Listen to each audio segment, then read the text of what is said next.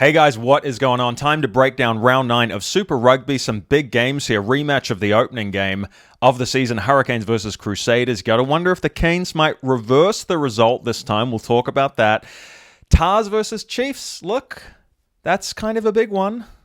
Waratahs have slipped up lately. They're due for a bit of an upset win.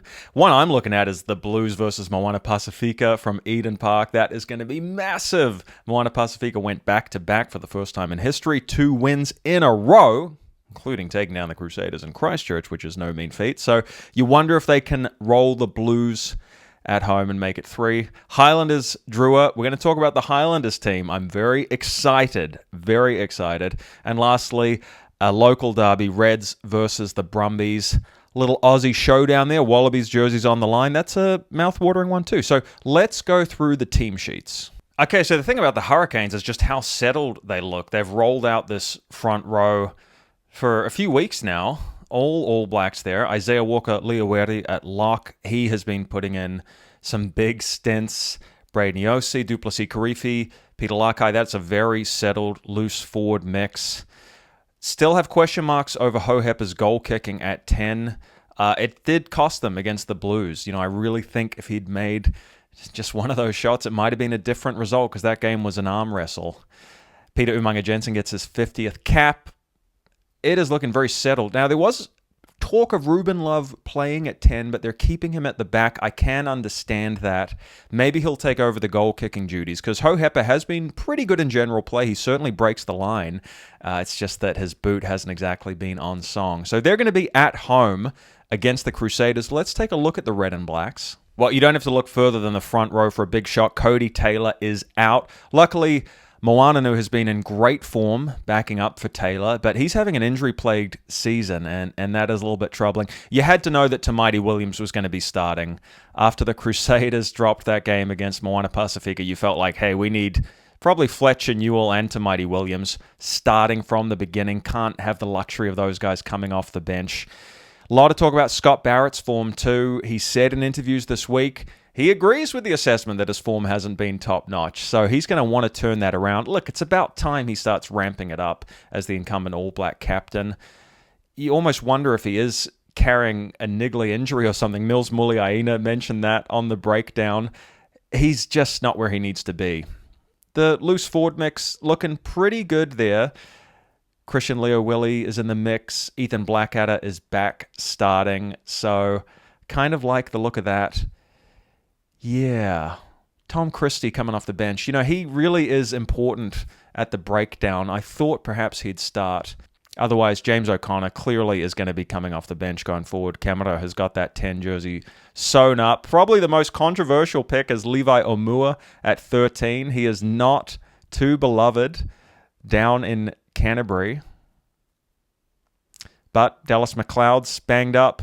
David Havili is back at 12, so you can sort of understand why they've gone with Omua. He is an out-and-out centre. I don't think they wanted to risk playing Sevu Reece at centre again as he did in Fiji.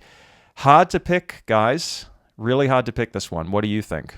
In terms of Tahs versus Chiefs, I look at number 1 and 15 here, actually, for the Tahs. Angus Bell has been in the top 10 for line breaks. He has been so dynamic. Just one of the Aussie forwards who's really stood up. Langy Gleeson, very good player. He's going to have a big game at the breakdown. But they seem to be going with Suali'i at 15, moving him away from, that possible center option, possible wing option, long-term 15s where they want him. So that is a pretty good-looking team. Let's take a look at the Chiefs. Well, immediately what you notice is that All Blacks that have been coming off the bench are now starting. Samisoni Takiaho, the All Black hooker, he is back at number 2. So happy to see that. He's really earned his way back into the starting jersey. Some great impact off the bench, particularly last week, coming on and scoring a try against the Reds. Tupovai at 5. That is going to really shore up the line out. Jacobson still in there at 7. He's been a tackling machine. But it's Samipeni Finau starting at 6, not coming off the bench. I think that's going to be huge. No Damian McKenzie at 10. He is at fullback. Maybe they're just feeling like there's going to be a lot of counter-attacking opportunities. The Waratahs do kick a fair bit, so maybe they want McKenzie to return the ball with interest. I think it's also just giving some game time to Jacob. He's been good, when he has come on off the bench. They've got to keep growing him, and you got the insurance policy of DMAC at 15. Yep, it's a good-looking team here, and Tupaia, he has been a standout at 12. I'm going to confidently pick the Chiefs to win this one. Blues fans will be happy to see that Patrick Tuipulotu's out there. He got pretty banged up last week. It looked like he might come off the field at one point, but he soldiered on. Good to see nothing is wrong with him. Nothing too bad anyway. I think everyone's kind of like the walking wounded at this point in the season, halfway through Super. Everyone's got some dings. But Hoskins Satutu, Dalton Papali'i starting to find better form. They were pretty good in that win at home against the Canes. The breakdown did look better. And Beauden Barrett has just injected class and goal kicking quality into this side. So they're going to be tough at home. Let's take a look at Moana Pasifika here. Ardie Savea obviously is entrenched at 7 and he's the captain, but the name that jumps out to me is Miracle Failangi. He was given a rest and he'll be better for that. He's going to need to have a big game in conjunction with Ardie Savea, but it's at the back that the damage tends to happen. Tamoi Falau and William Havili, they have been sensational. You just hope that... Man, I mean, they're resting Patrick Pellegrini, who has been absolute dynamite at 10. You don't want that to backfire for them. I feel like you sort of need him pulling the strings, but you also have to rest him at some point. But you sort of have to feel that the team with Beauden Barrett running the cutter might get the job done. Let's talk about Highlanders versus Drua. I want to really delve into the Highlanders team. So just looking at Drua first, somewhat predictable lineup. Caleb Muntz at 15 does really catch my eye. I think that's an interesting move. I think, he can play more than one position, but he's got that counter-attacking ability and playmaking ability, so I like seeing him there at 15. But I got to tell you, the Highlanders, man, does this team look better. Take a look at this. Well, firstly, you've got a pillar in the front row and a pillar in the middle row. You got Ethan de Groot up front, fantastic. All Black, incumbent, fantastic. Fabian Holland, maybe he's going to be an All Black this year. He's certainly been playing like one at times. That is fantastic to see. So the forward pack looks a bit better when those two are in there playing together. Falau Fakatava at 9. He's a halfback always knocking on the door of the All Black selectors. But it's number 10, Cam Miller, who is back. I made a video about who's the next Dan Carter. That was about a year or two ago. I put his name in the mix. His goal kicking is deadly. He reminds me of a young Andrew Mertens. I just think he is such a solid first 5. I'm so happy to see him out there. I know if you're a Highlanders fan, you'll be happy too. And then how about this midfield? My goodness. Tavatava Nawai, who has been tried at wing, think he's best at 12. Think he gives you that over the gain line. Just pure grunt and grit. You got a very popular man back at fullback too. This is just such a better looking team. I am going to pick the Highlanders to win this one.